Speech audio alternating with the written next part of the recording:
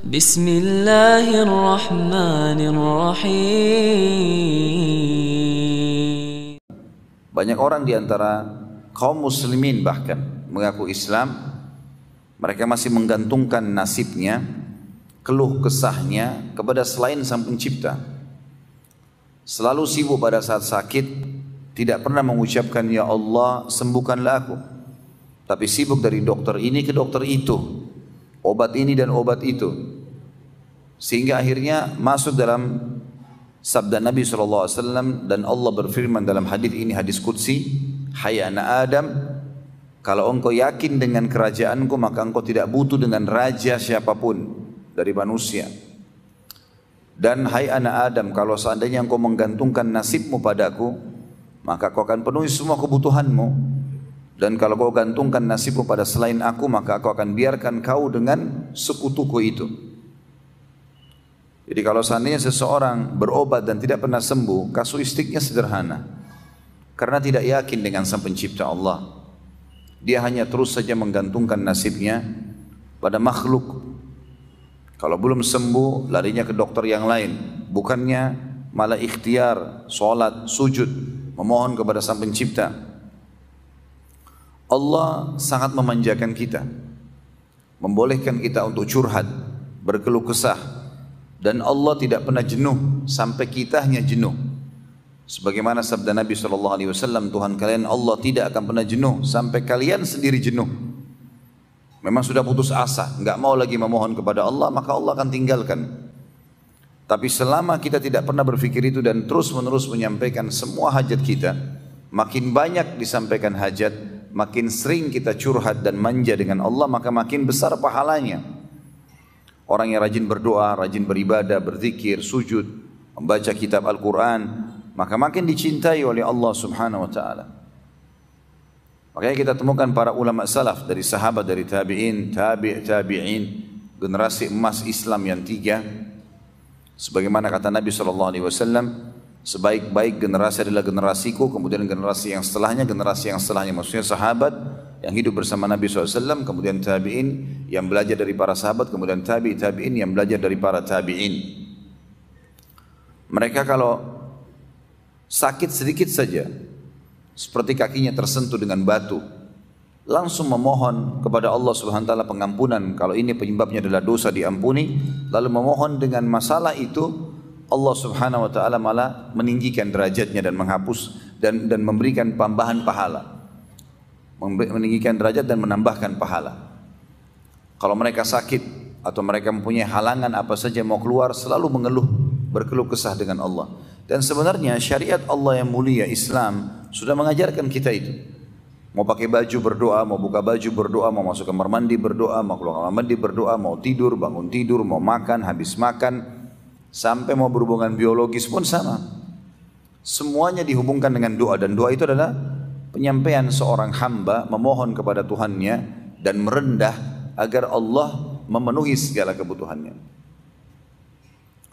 Tentu banyak sekali kisah-kisah, mungkin mudah-mudahan nanti kalau Allah mudahkan saya mengingat, saya akan sampaikan. Tapi yang jelas kita berikan kronologisnya terlebih dahulu seperti itu. Siapapun teman-teman sekalian yang berusaha untuk menggantungkan nasibnya pada manusia, dipastikan manusia itu seperti dia. Idenya sepanjang ide dia saja dan sebanyak idenya, dan tidak ada solusi yang dia bisa dapatkan langsung kecuali kalau dengan taufik dari Sang Pencipta Allah. Kenapa kita tidak bergantung padanya? Begitu pula banyak orang dalam sholatnya mengatakan iyyaka na'budu wa iyyaka nasta'in, hanya kepadamu kami menyembah, meminta tolong. Tapi setelah itu minta-minta ke kuburan di sebelah masjidnya, menggantungkan batu dan jimat di tubuhnya, masih memohon-mohon pada benda-benda yang dianggap keramat. Lalu mana komitmen pembicaraan kita tadi? Para sahabat kalau sendal mereka putus ridwanullahi alaihim, mereka mengangkat tangan ke langit sambil mengatakan, ya Allah, sendal saya putus, gantikanlah. Jadi sangat luar biasa ketergantungan dan keyakinannya kepada Sang Pencipta Allah. Berapa banyak orang yang diantara kita sebulan penuh tidak pernah berdoa kepada Allah, tidak pernah membaca kitabnya Al-Quran, tidak pernah hadir di majelis ilmu, maka makin jauhlah dia dari Tuhannya. Ini berbahaya sekali. Orang yang patuh teman-teman sekalian kepada Sang Pencipta Allah selalu rindu untuk berkomunikasi dengannya, hadir di setiap tempat-tempat yang diinginkan oleh Allah untuk dia hadir. Sebagaimana Salamah bin Dinar rahimahullah, salah satu ulama tabi'in, menasihati muridnya mengatakan, aku wasiatkan kepadamu, selalulah hadir di tempat dan waktu di mana Allah ingin kau hadir, dan usahakan kamu selalu pertama. Azan, paling pertama masuk masjid. Ya. Ibadah apa saja, ada panggilan haji, panggilan jihad, panggilan sedekah, maka dia yang paling pertama mengerjakan. Selalu hadir pertama di waktu dan tempat yang Allah perintahkan. Dan jauhilah semua tempat dan waktu yang Allah tidak ingin kamu di situ. Orang ke diskotik, orang ke bar, duduk dalam majlis ghibah dan fitnah, menghina-hina kaum muslimin atau apa saja.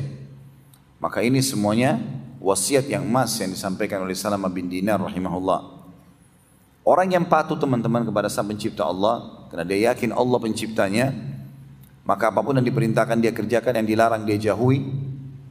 Dinamakan dengan, kalau laki-laki, laki-laki saleh, dan kalau perempuan namanya salihah. Sementara lawannya, orang yang tidak mau patuh kepada Allah diistilahkan dengan fajir, fasik. Ini adalah orang-orang yang membangkang. Allah menyuruh dia tidak mau, Allah larang dia melanggar, dan selalu hidupnya dalam kelalaian-kelalaian. Teman-teman sekalian, kalau kita menjadi orang yang mau menjadi orang yang saleh, maka perlu merenungi beberapa hal. Di antaranya adalah yang pertama, Allah pencipta kita dan Allah telah menentukan segala sesuatu yang kita butuhkan itu pasti baik buat kita. Misal contoh, apapun yang Allah halalkan pasti baik buat kita. Baik itu makanan, minuman, pakaian, pergaulan, pendapatan, ya. Semua itu pasti baik. Tinggal kita jalankan karena Allah lebih mengetahui tentang kebutuhan kita sebenarnya. Dan selalu yang Allah halalkan lebih banyak daripada apa yang Allah haramkan. Sementara yang haram buruk buat kita. Makanannya, minumannya, pakaiannya, pergaulannya, pendapatannya pasti buruk. Dan juga itemnya sedikit. Misal kita ambil contoh, pada saat Allah mengharamkan khamar, minuman keras, Allah membuat leher kita merasakan dahaga, dan Allah tahu kalau kita butuh untuk minum, tapi Allah letakkan pengharaman khamar, misalnya minuman ini tidak boleh. Allah gantikan dengan susu, madu, sirup, air putih, banyak gantinya. Kita dilarang makan babi, Allah ganti dengan sapi, kambing, ayam, ikan, semua hewan di air, ya. Pada saat Allah larang kita bergaul bebas dan memberikan kita syahwat, Allah ganti zina yang memang dilampiaskan dengan tanpa mengikuti hukum Allah dengan nikah. Dan Allah mudahkan semudah-mudahnya dan seterusnya. Teman-teman sekalian, banyak sekali dalil-dalil yang membuktikan kepada kita dari Al-Quran. Allah menceritakan tentang perbedaan antara orang yang bertakwa, orang yang saleh dan salihah, dengan orang yang fajir dan fasik. Beda, Allah akan siapkan fasilitas yang sangat berbeda bagi dunia maupun di akhirat. Ini sekaligus kita luruskan persepsi sebagian orang yang mengatakan, kalau saya dekat dengan agama, kalau saya pakai jilbab, kalau saya berjenggot, kalau saya hadir sholat di masjid, atau saya ambil jurusan agama, kalau lagi SMP, SMA di pesantren misalnya, atau jurusan S1-nya, maka mungkin saya tidak akan bisa dapat pekerjaan, saya akan terkucil, ya, hidup saya susah, ya. Ini semua persepsi syaitan, tidak benar. Dan pada kesempatan ini kita akan sebutkan 17 poin keutamaan dan kelebihan orang yang bertakwa, orang yang saleh dan salihah. Bagaimana dia akan mendapatkan banyak sekali peluang-peluang dalam hidupnya. Dan teman-teman tentu sebelum saya bacakan ayat, nanti bisa coba terapkan dalam hidup. Seminggu saja, apalagi kalau bisa sebulan dan setahun dipraktikin. Coba dalam seminggu itu semua keran-keran pintu kemaksiatan yang bisa mengajak kita pada pelanggaran agama ditutup, dan semua pintu-pintu yang mengajak kita pada taat kepada Allah dibuka. Misal mata kita, telinga kita, mulut kita, tangan, kemaluan, kaki, semuanya dijaga. Setiap hari kita kontrol dari pagi sampai malam. Dari ibadah apa lagi nih? Ibadah apa lagi? Terus begitu. Rasakan selama seminggu non-stop. Contoh yang paling tepat kemarin Ramadan misalnya. Kalau ada di antara kita yang hadir di sini memaksimalkan Ramadannya kemarin, siang hari puasa, malam hari ibadah, Tidak ada waktu untuk membuang-buang waktu itu di kantor pun pada saat kita lagi istirahat karena tidak ada waktu untuk makan siang. Lagi puasa maka duduk baca Al-Quran atau dengarkan pengajian. Pulang sebentar mandi sudah ada tarawih malamnya, istirahat sebentar sudah ada sahur, sibuk dengan ibadah. Maka itu ada kenikmatan yang luar biasa sebenarnya sedang dirasakan. Dan kenikmatan itu hanya dirasakan bagi orang-orang yang ikhlas tentunya. Sebagaimana juga orang kalau melakukan maksiat dia mungkin akan merasakan kenikmatan dalam maksiatnya. Tetapi selalu efeknya ketentraman jiwa akan datang kepada orang yang beribadah dan kesempitan dada bagi orang-orang yang berbuat maksiat. Itu sudah dipaparkan oleh Allah panjang lebar dalam ayat-ayat Al-Quran. Di antaranya dalam surah Shad, surah nomor 38 ayat 28. Surah nomor 38 ayat 28 yang bunyinya a'udzubillahi minasyaitonirrajim. Am naj'alul ladzina amanu wa amilus solihati kal mufsidina fil ard am naj'alul muttaqina kal fujjar.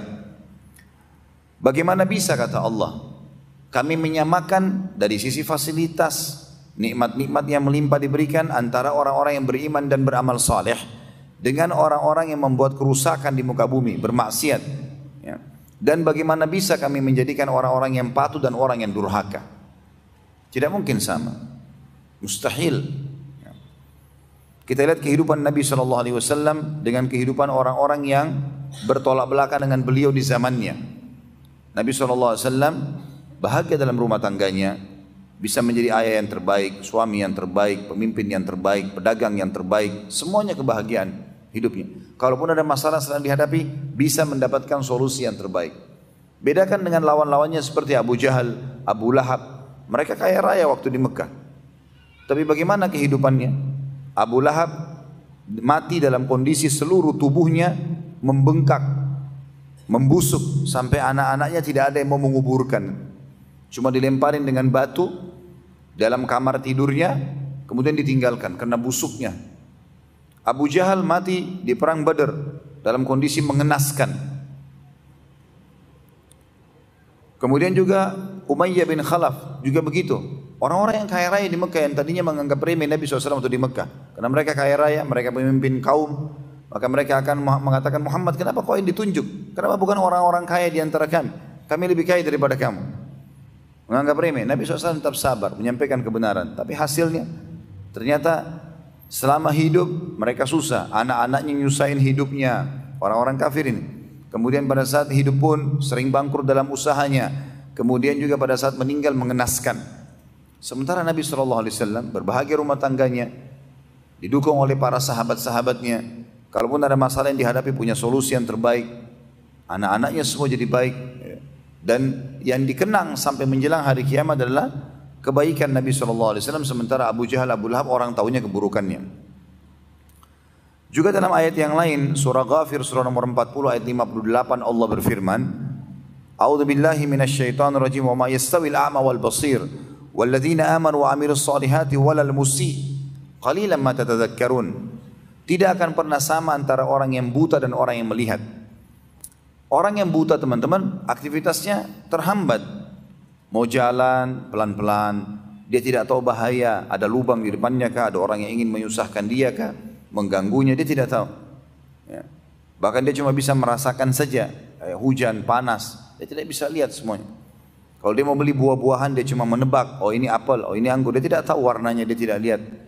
Kata Allah tidak akan sama antara orang buta dan orang melihat. Orang melihat lebih cepat aktivitasnya, tahu membedakan warna-warna, bisa memilih. Kata Allah, demikian pula tidak akan sama antara orang yang beriman dan beramal saleh dengan orang yang durhaka atau maksiat. Tapi sayang, sangat sedikit kalian memikirkan masalah itu. Kemudian juga dalam surah Al-Jathiyah, surah nomor 45 ayat 21, Allah juga mengingatkan, kita belum masuk ke inti bahasannya, 17 poin yang akan didapatkan oleh orang yang saleh dan salehah. Tapi kita masih masuk di perbedaan antara orang yang patuh dan orang yang durhaka. Surah Al-Jathiyah surah nomor 45 ayat 21 Allah juga berfirman, A'udzu billahi minasyaitonir rajim. Am hasibal ladzina ijtara'us sayyiati an naj'alahum kal ladzina amanu wa 'amilus shalihat sawa'an mahyahum wa mamatuhum sa'a ma yahkumun. Apakah orang-orang yang berbuat dosa dan durhaka kepada Allah akan kami samakan mereka dengan orang-orang yang beriman dan beramal saleh, baik selama hidupnya ataupun pada saat dia mati. Sungguh buruk apa yang mereka nilai itu. Tidak akan pernah sama teman-teman sekalian. Orang yang melakukan ibadah-ibadah dalam ketentraman jiwa dan fasilitas dengan orang-orang yang berbuat kerusakan. Dan antum harus adil teman-teman sekalian. Banyak orang di antara kita tidak adil. Tidak adilnya maksudnya, mereka pada saat mau menilai, misal keadaan dia yang ekonominya pas-pasan, dia mempertemukan dengan orang kafir di sebelah rumahnya yang mobilnya Mercy. Ini tidak adil namanya. Kalau antum mau lihat bagaimana luar biasa fasilitas Allah pada diri kita, maka lihat orang yang sepadan dengan kita. Lihat orang kafir juga yang susah hidupnya seperti kita. Kita akan temukan nanti perbedaannya. Sebagaimana kita pertemukan antara kafir yang kaya dengan muslim yang kaya. Beda sekali fasilitasnya. Beda sekali. Dari ketentraman jiwa, dari kebahagiaan. Itu banyak sekali contoh-contoh dalam masalah-masalah seperti ini. Ya. Jadi nggak boleh kita pertemukan keadaan kita dengan orang yang tidak sepadan dengan kita. Tidak adil namanya, gitu kan? Tidak adil. Kemudian juga dalam ayat Al-Quran yang lain, Allah SWT berfirman dalam surah Al-Ankabut, surah nomor 29 ayat 3, dan ayat ini sangat tegas menekankan kalau siapapun yang melakukan perbuatan-perbuatan pelanggaran akan susah hidupnya, dan juga Allah Subhanahu wa taala akan menghukum, tidak akan luput dari siksaan Allah. Ini banyak sekali pengalaman-pengalaman saya pribadi bertemu dengan beberapa orang teman-teman. Saya pernah di Singapura keliling naik mobil, mutar ingin melihat Singapura itu. Mungkin dalam 1 jam, supirnya orang non-muslim. Saya lihat penampilan orang ini, mungkin kalau di Indonesia sudah orang kaya raya nih. Tapi sepanjang jalan dia ngobrol sama saya, semuanya keluhan. Anaknya sakit, anaknya nakal, istrinya masalah, kadang-kadang kekurangan makan dan seterusnya. Sepanjang jalan dia mengeluh, berkeluh kesah. Jadi keliru kalau kita anggap orang kafir itu tidak ada keluh kesahnya, keliru.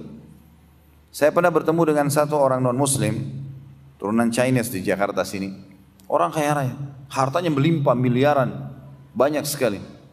Kebetulan dia bersahabat dengan satu orang dari Lombok. Orang ini kebetulan pernah jadi jemaah umroh saya. Sering konsultasi, dia lagi datang ke Jakarta. Kalau dia ambil produk, dia ambil dari orang non-muslim ini. Datang ke restoran saya, waktu itu masih di Kalibata.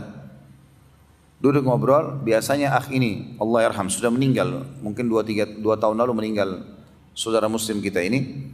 Dia datang kemudian dia ngobrol sama saya. Ditemani oleh orang non-muslimin, duduk di sebelah satu meja.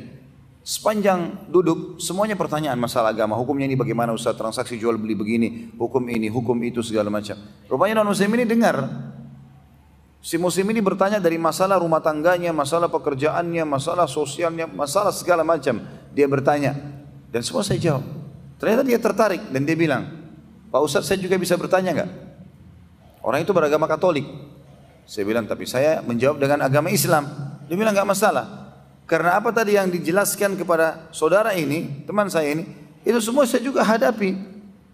Saya juga punya masalah di rumah tangga. Lalu mulai dia cerita, ribut dengan istrinya hampir tiap hari.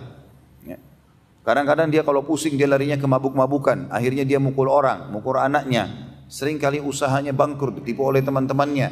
Dan banyak. Masalahnya lebih banyak daripada si muslim. Dan itu fakta, banyak sekali. Jadi kadang-kadang kita cuma melihat casing. Oh ya ini mobilnya besar, ini mobilnya Alphard, ini Mercy, ini orang kaya raya. Non-muslim kesannya begitu, tidak. Keadaannya teman-teman sekalian, kayak kita di Indonesia memang karena mayoritas penduduk Indonesia orang muslim, maka kita seringkali, apalagi kalau kita tinggal di lingkungan mungkin orang yang menengah ke bawah ekonominya, ini kita jadikan itu sebagai tolak ukur, bukan. Kalau kita hidup di Saudi, kita hidup di Imarat, di negara-negara muslim yang lain, luar biasa melimpah kekayaan orang-orang, gitu kan. Kami tahu rata-rata ulama-ulama yang tinggal di Saudi, yang saya tahu, yang saya kenal mereka, termasuk imam-imam haram, mereka semuanya luar biasa. Syekh Sudes itu terhitung orang terkayanya Saudi. Imam haram punya banyak fasilitas, gitu kan? Karena kesolehan semua. Dan puncak daripada itu teman-teman, semua nabi-nabi yang kita kenang namanya dan kita wajib mengenal namanya, kisahnya, 25 nabi dan rasul. Walaupun jumlah nabi-nabi itu 124.000, diantaranya 313 rasul. Maka 25 Nabi dan Rasul yang kita harus tahu ini, semuanya kalau kita hidupi historinya, maka hidupnya bahagia. Walaupun ada yang punya kekurangan, ada masalah yang sedang dihadapi, karena itu problematika kehidupan, pasti akan dihadapi. Rasulullah SAW juga hadapi masalah, tapi mereka dapat solusi segera dari masalah-masalahnya. Dan semua itu dalam surah Al-An'am, surah nomor 6 ayat 85, Allah berfirman, kullum minas salihin. Semua itu disebabkan karena mereka adalah orang-orang yang saleh, orang-orang yang patuh kepada Sang Pencipta Allah Subhanahu wa taala. Baik teman-teman sekalian, kita coba masuk kepada apa sih manfaatnya kalau saya menjadi orang yang patuh kepada Allah. Ya. Dan coba nanti kita akan berikan contoh-contohnya insya Allah pada saat Allah memudahkan saya untuk mengingat itu, ya, menyampaikan kisah-kisahnya. Yang pertama yang akan kita dapatkan kalau kita mulai komitmen dan istiqomah di jalan Allah. Tentu kalau ada teman-teman belum mendapatkan fasilitas yang akan saya sebutkan ini, mungkin dia dalam satu keadaan, dia masih masa transisi dari kejahiliannya dulu dan dosa yang sering dia lakukan kepada kesolehannya. Dan masa transisi ini akan banyak cobaan teman-teman. Akan banyak cobaan. Karena memang dosa-dosa yang dia kerjakan butuh pembersihan dulu. Baru kemudian masuk ke fasilitas yang banyak. Yang pertama, Allah menjanjikan mereka mendapatkan kehidupan yang thayyibah, hayatan thayyibah. Yang dimaksud dengan kehidupan thayyibah teman-teman, orang Arab itu kalau mereka mendapatkan makanan yang sangat enak, tesnya, porsinya, ukuran besarnya, warnanya, semuanya bagus, maka mereka mengatakan makanan ini thayyib, gitu ya, berkualitas. Sebagaimana kita tahu kalau kita disuruh cari rezeki, disuruh cari yang halal dan thayyib. Artinya thayyib itu berkualitas. Saya pernah jelaskan di materi khusus ya, masalah rezeki. Di YouTube ada judulnya Saudaraku Inilah Rahasia Rezekimu.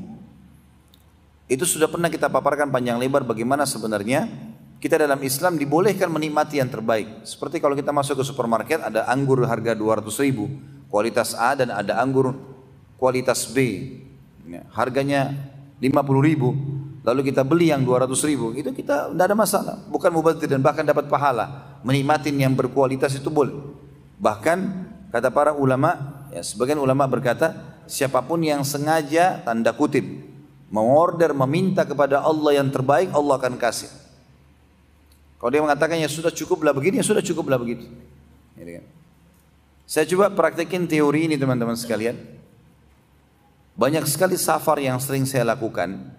Safar keluar kota, kadang-kadang tablik akbar, undangan beberapa kaum muslimin, kadang-kadang keluar negeri. Saya dulu punya prinsip, kalau berangkat ya sudahlah, ada pesawat apa saja saya naikin. Alhamdulillah, yang penting sampai ke tujuan. Mau dapat ekonomi, gak ada masalah gitu. Kemudian saya coba terapkan teori ini. Saya bilang, ya Allah, saya pengen setiap saya naik pesawat atau saya pergi berdakwah, saya memohon sendiri, berikanlah hambamu ini fasilitas yang terbaik. Saya mulai hari ini maunya naik kelas bisnis kelas. Saya bicara sama Allah sendiri. Saya ingin fasilitas yang engkau berikan ya Allah semuanya baik. Dari kesehatan semuanya terbaik. Dari keluarga semuanya yang terbaik. Dari harta semuanya yang terbaik. Dari ilmu semuanya yang terbaik. Saya selalu mohon kepada Allah. Subhanallah, semenjak waktu itu, mungkin ini kurang lebih kejadian sudah 4 tahun ya. Saya semenjak itu tidak pernah naik ekonomi kelas. Kadang-kadang walaupun uang saya pas-pasan, saya diizinkan dengan Allah SWT bisa berhasil beli dan saya naik. Alhamdulillah, tidak pernah merasakan penyakit. Alhamdulillah dalam rumah tangga, saya merasa kebahagiaan dan ketentraman. Dalam pekerjaan, Alhamdulillah Allah juga lapangkan. Jadi ternyata bagaimana seseorang di antara kita itu memang tinggal mengorder, tanda kutip, mohon kepada Allah. Minta yang terbaik. Kalau kita mengatakan ya sudahlah, saya cukup dengan begini, ya sudah Allah cukupkan dengan itu. Kita boleh tamak dengan rahmat Allah. Dan ingat, tamak dengan rahmat Allah teman-teman sekalian akan lebih besar pahalanya ya, dibandingkan kita tidak tamak. Misal gini, kita lagi sehat, Alhamdulillah. Lalu kita mengatakan, ya Allah, pertahankanlah kesehatanku ini. Kita kan selalu baca dalam doa salat kita di antara dua sujud, duduk di antara dua sujud. Allahumma gfirli warhamni. Wa'afini wa'fu anni. Afini, berikan aku selalu kesehatan sempurna. Ini teman-teman sekalian, kita minta agar kesehatan kita dipertahankan, kekayaan kita pada saat lagi banyak kita minta diberkahi di banyak, keturunan kita juga begitu. Kita minta agar nikmat itu dipertahankan, jauh lebih besar pahalanya dibandingkan nanti sudah sakit minta disembuhkan, atau sudah bangkrut baru minta jalan keluar. Dua-duanya boleh. Tapi tamak dengan rahmat Allah ini dianjurkan. Dan Allah menjanjikan kita sebagai orang yang beriman asal kita soleh dan solehah, kehidupanmu akan thayyibah. Jalankan saja, nikmati yang halal, kerjakan perintah, tinggalkan yang dilarang, maka akan thayyibah. Allah sebutkan di dalam surah An-Nahl, dalam fasilitas yang pertama ini, kita akan mendapatkan kehidupan yang thayyibah, artinya kehidupan yang sempurna dan berkualitas. Dalam surah An-Nahl surah nomor 16 ayatnya 97. Ayatnya 97 yang bunyinya, A'udzubillahi minasyaitonirrajim, man 'amila salihan min dzakarin aw untha wa huwa mu'minun falanuhyiyannahu hayatan thayyibah wa lanajziyannahum ajrahum bi ahsani ma kanu ya'malun. Siapapun yang beramal saleh dari laki-laki dan perempuan sementara dia beriman, maka pasti kami akan jadikan hidupnya kehidupan yang sempurna, thayyibah, semuanya dipenuhi. Dan pasti kami akan balas syukur dia, nikmat yang sedang kami berikan kepada dia dengan pahala juga yang besar. Jadi fasilitasnya sangat luar biasa. Semuanya akan dipenuhi oleh Allah Subhanahu wa taala. Sekali lagi, kalau ada di antara antum yang mengatakan, Ustaz, saya sudah coba hijrah setahun, 2 tahun, berapa bulan gitu kan, tapi saya belum mendapatkan perbaikan keadaan, belum dapat pekerjaan, belum dapat jodoh menikah, belum. Maka saya bilang ini masa transisi. Coba muhasabah, berapa tahun dulu antum lalai, dan berapa tahun sekarang atau berapa bulan kita masa tobat, gitu kan? Ada masa transisi. Nabi Ayyub alaihissalam itu kena penyakit, dapat nikmat 20 tahun, tidak sakit nggak apa. 20 tahun kemudian dicoba sama Allah dengan penyakit kusta. Itu berjalan 18 tahun beliau sama sekali enggak mengeluh kesah. Istrinya bilang, wahai Nabi Allah, kenapa anda tidak minta sama Allah supaya dihilangkan penyakit ini dan anda bisa berdakwah? Karena selama 20 tahun pertama anak laki-lakinya 12 orang, badannya sehat. Nabi Ayyub alaihissalam termasuk salah satu nabi yang dikenang punya kerajaan, walaupun tidak terkenal seperti terkenalnya Sulaiman alaihissalam, tapi Nabi Ayyub juga raja di kaumnya. Gagah, istrinya cantik, keturunannya 12 kaya raya, 20 tahun. Hari pertama tahun 21 Allah coba.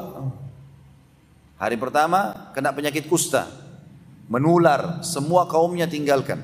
Hari kedua 12 anaknya laki-laki semuanya mati. Tanpa sebab, maksudnya di sini tanpa sebab adalah bukan karena penyakit. Mereka lagi duduk makan, lalu atap rumahnya rubuh, mati 12-12-nya. Hari kedua hilang semua anaknya. Hari ketiga, perkebunan, peternakan Nabi Ayyub alaihissalam khusus punya beliau saja, punya yang lain tidak, masyarakatnya tidak, dikena hama, hancur semua, badai, habis, dalam 3 hari habis semua. Nabi Ayyub alaihissalam tidak pernah berkeluh kesah, beliau menganggap ini adalah proses, sampai 18 tahun tidak pernah berkeluh kesah, tidak ada satupun orang yang mendekati, yang tinggal sama dia cuma istrinya saja. Sudah 18 tahun, kata istrinya, wahai Nabiullah, kenapa anda tidak mohon sama Allah? Enggak usah minta harta, enggak usah minta keturunan, minta agar anda sehat saja supaya bisa berdakwah lagi. Saya siap sabar. Nabi Ayyub bilang sama istrinya, berapa tahun dulu kita merasakan nikmat? Kata istrinya 20 tahun. Kata Nabi Ayyub alaihissalam, berapa lama sekarang kita diuji? Kata istrinya 18 tahun. Kata Nabi Ayyub, saya masih malu minta sama Allah. Beliau tunggu sampai 20 tahun, lalu beliau mengucapkan kalimat yang santun sekali. Dalam Al-Quran diceritakan, A'udzubillahi minasyaitonirrajim, Rabbi anni massani yadhur wa anta arhamur rahimin. Wahai Tuhanku, aku telah ditimpa penyakit dan engkau zat yang maha penyayang. Enggak mengatakan, ya Allah ini sudah 20 tahun nih, harusnya saya juga dibalas begini, enggak.